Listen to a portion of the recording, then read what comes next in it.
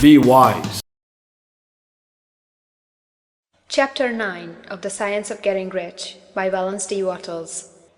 Chapter 9. How to Use the Will. To set about getting rich in a scientific way, you do not try to apply your willpower to anything outside of yourself. You have no right to do so anyway. It is wrong to apply your will to other men and women in order to get them do what you wish done. It is as flagrantly wrong to coerce people by mental power as it is to coerce them by physical power. If compelling people by physical force to do things for you reduces them to slavery, compelling them by mental means accomplishes exactly the same thing. The only difference is in methods. If taking things from people by physical force is robbery, then taking things by mental force is robbery also. There is no difference in principle. You have no right to use your willpower upon another person, even for his own good, for you do not know what is for his good. The science of getting rich does not require you to apply power or force to any other person in any way whatsoever. There is not the slightest necessity for doing so. Indeed, any attempt to use your will upon others will only tend to defeat your purpose. You do not need to apply your will to things in order to compel them to come to you. That would simply be trying to coerce God and would be foolish and useless as well as irreverent. You do not have to compel God to give you good things, any more than you have to use your willpower to make the sun rise.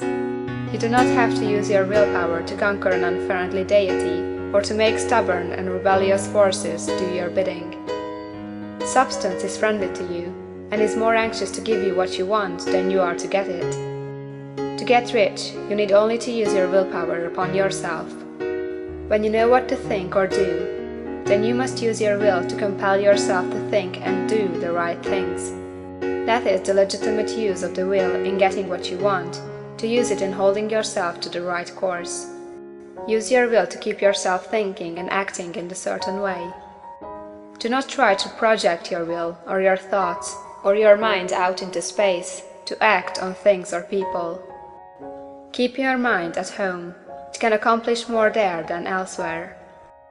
Use your mind to form a mental image of what you want, and to hold that vision with faith and purpose. And use your will to keep your mind working in the right way.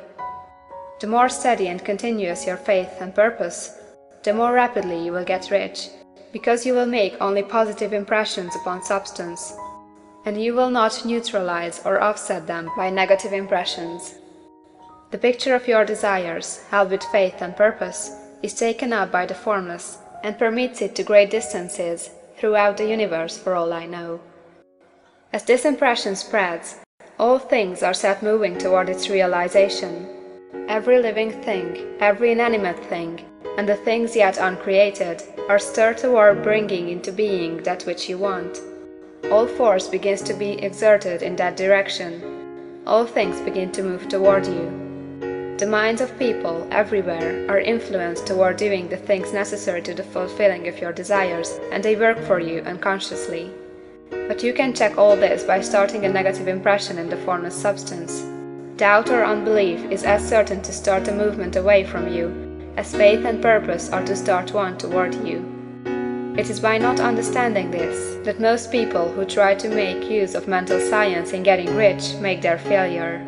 Every hour and moment you spend in giving heed to doubts and fears, every hour you spend in worry, every hour in which your soul is possessed by unbelief, sets a current away from you in the whole domain of intelligent substance.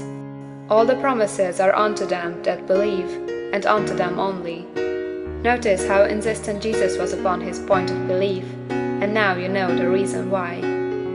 Since belief is all important, it behooves you to guard your thoughts, and as your beliefs will be shaped in a very great extent by the things you observe and think about, it is important that you should command your attention. And here the will comes into use, for it is by your will that you determine upon what things your attention shall be fixed. If you want to become rich, you must not make a study of poverty. Things are not brought into being by thinking about their opposites.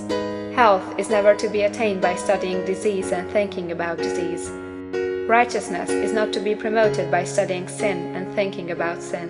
and no one ever got rich by studying poverty and thinking about poverty. Medicine as a science of disease has increased disease. Religion as science of sin has promoted sin. And economics as a study of poverty will fill the world with wretchedness and want. Do not talk about poverty. Do not investigate it or concern yourself with it.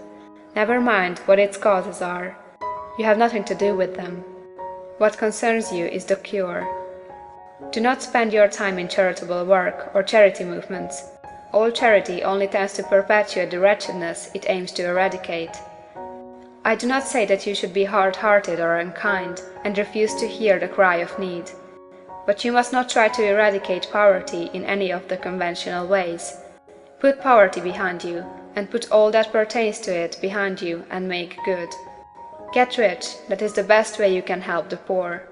And you cannot hold the mental image which is to make you rich if you fill your mind with pictures of poverty. Do not read books or papers which give you circumstantial accounts of the wretchedness of the tenement dwellers, of the horrors of child labor, and so on. Do not read anything which fills your mind with gloomy images of want and suffering. You cannot help the poor in the least by knowing about these things, and the widespread knowledge of them does not tend to all to do away with poverty. What tends to do away with poverty is not the getting of pictures of poverty into your mind, but getting pictures of wealth into the minds of the poor.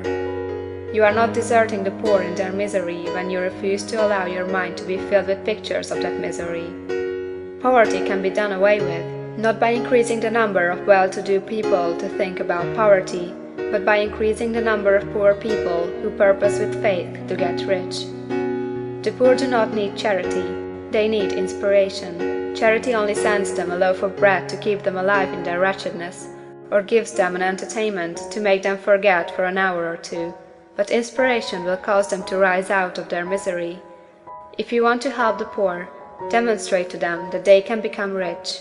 Prove it by getting rich yourself. The only way in which poverty will ever be banished from this world is by getting a large and constantly increasing number of people to practice the teaching of this book. People must be taught to become rich by creation, not by competition. Every man who becomes rich by competition throws down behind him the ladder by which he rises, and keeps others down. But every man who gets rich by creation opens a way for thousands to follow him, and inspires them to do so. You are not showing hardness of heart or an unfeeling disposition when you refuse to pity poverty, see poverty, read about poverty, or think and talk about it, or to listen to those who do talk about it.